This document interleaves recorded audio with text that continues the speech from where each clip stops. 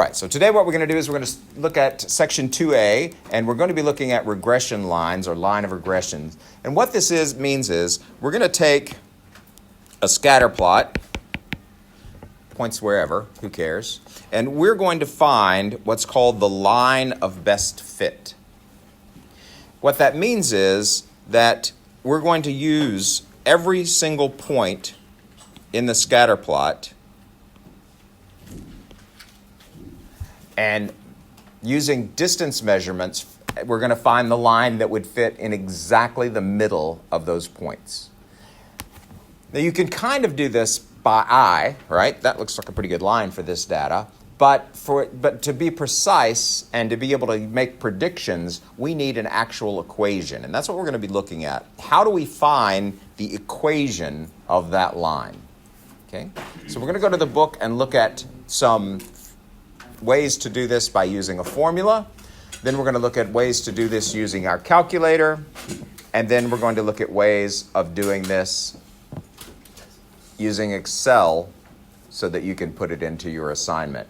Keep in mind, though, that it's not all about the assignment. You're going to have to recreate these next year on that first exam, the IA2. Okay.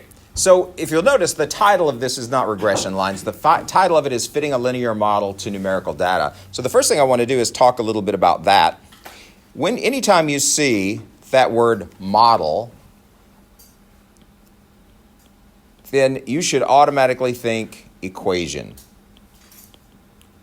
And you're going to see that consistently as you go through the course, so that in every chapter that we do from this point forward, you're going to be creating models, which means you're going to be finding the equations for things. All right? So make sure you know to equate those two things to equations. And the equation that we're going to use is called a regression line.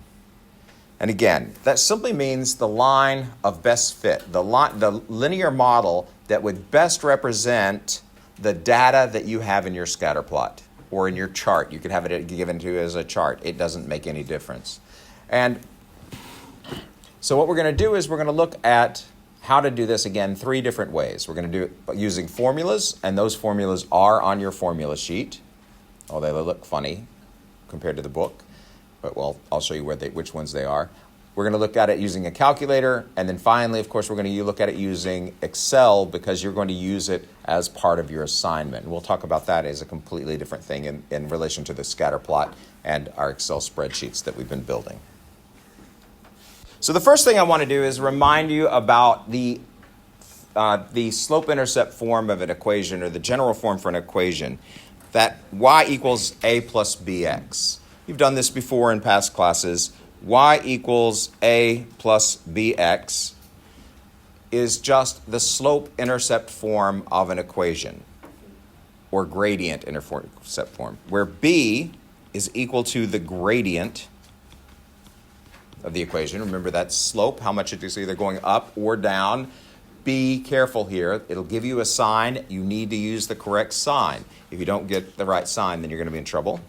And a is the y-intercept. In other words, the point where the line is crossing that y-axis. And both of those are critical points for us when we're working with this information.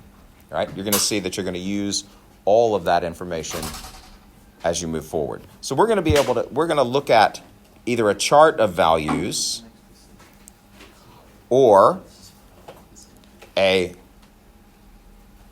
scatter plot and input the data we need in order to come up with this line of best fit. And it'll always be in that form, y equals a plus bx. Make sure you get them in the right order. When you take the exams for this, if you put them in the wrong order, there's no partial credit for that. It's just wrong. Even though all of your calculations give you the correct numbers, if you put them in the wrong order, then the equation is wrong. When you try to use it, the answers you get will also be wrong. So remember, it's a plus bx. And that's the way your calculator will give it to you as well. So you're in good shape there. All right, again, b represents the slope of the line. A represents the coordinate of the point where the line crosses the y-axis. In other words, the y-intercept. So gradient, that's a word y'all use more than slope. So gradient and y-intercept. So you don't need those long drawn out definitions, but just make sure that you know what each one of those does, right? Now, we're going to talk about how to do this by hand first, which you won't have to do for the assignment, but you do need to practice using the formulas simply because you're going to have to do it for the exam when you get back next year. So the more practice you can get now, the better.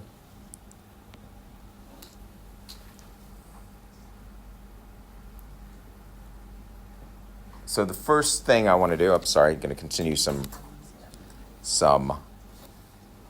definitions. We need to define the word residuals because you're going to be asked on exams to find the residuals or talk about what a residual is. A residual is simply means that distance from any point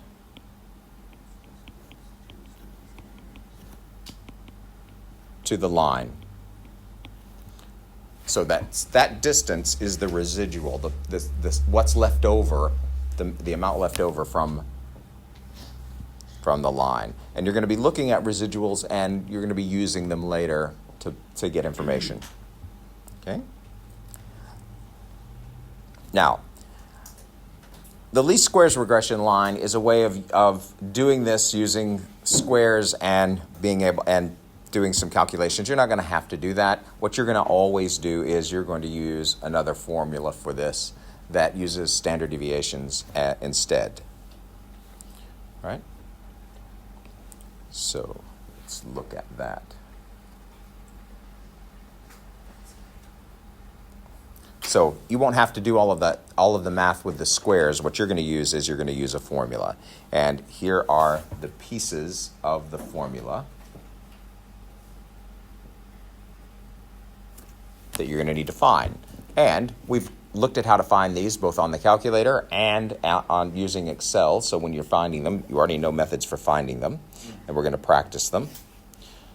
So first of all, the slope, or your B, is given by B equals R. What does R stand for, guys?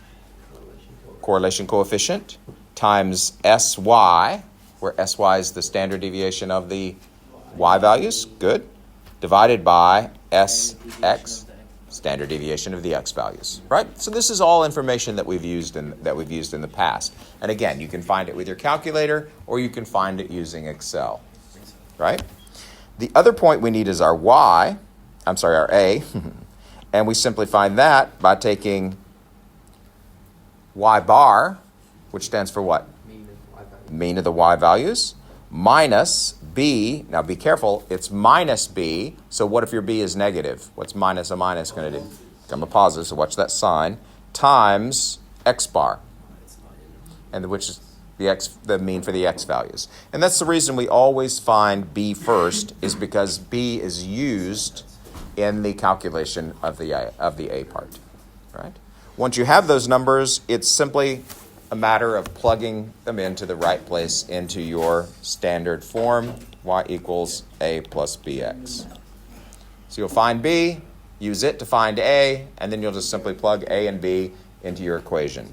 Now be careful, this Y and this X stay in the equation. You never replace them with anything unless you use the line to make a prediction. Okay? So the formula is pretty straightforward. So if you wanted this in steps, that's step 1, that's step 2, and then plugging that information into the equation would be step 3. All right? Pretty straightforward. Now you can also use, and that's how you do it by hand, we can also use the calculator to be able to do this. And so we're going to look at the calculator keystrokes that you're going to use.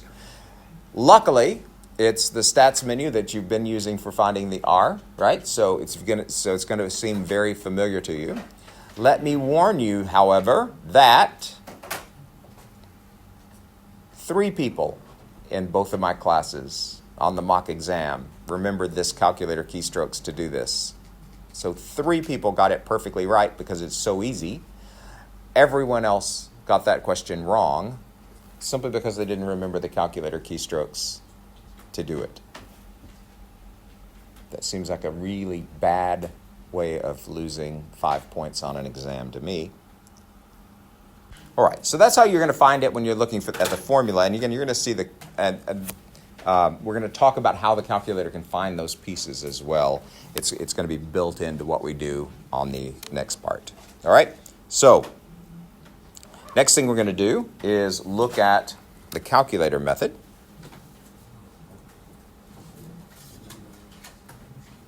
Again, be careful. Remember, you have to know which one is your x and which one's your y, so make sure you know which ones they are.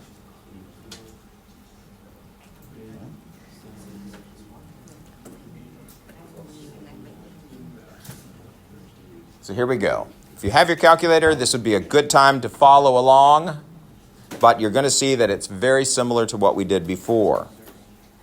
First, so the first thing, again, you'll hit mode and you'll choose option 2, which is the stats mode. Okay. Then you'll choose option 2. Okay, so the second step is 2, and that's going to give you a table, right? Then, oh, it did. Right. So the third thing is you're going to get a table, and you're simply going to fill in the values.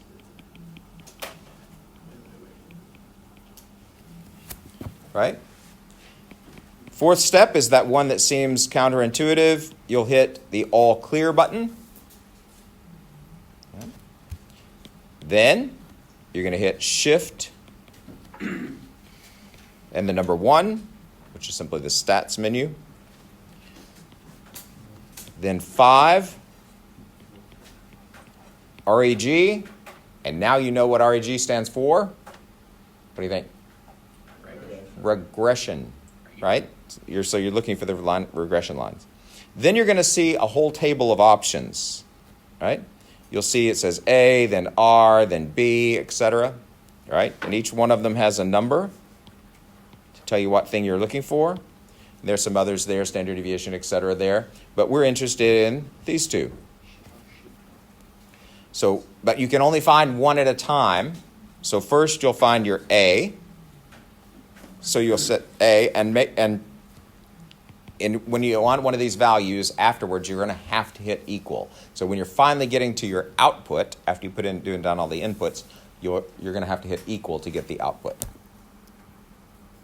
Now, once those values are in the table, doing this sets those table that into the memory. So you don't have to go back to the table once you've put them in. So all you're going to do is you're going to repeat these same steps again, but this time you're going to hit option 2 for your B value. And then you'll simply plug that into that y equals A plus BX formula.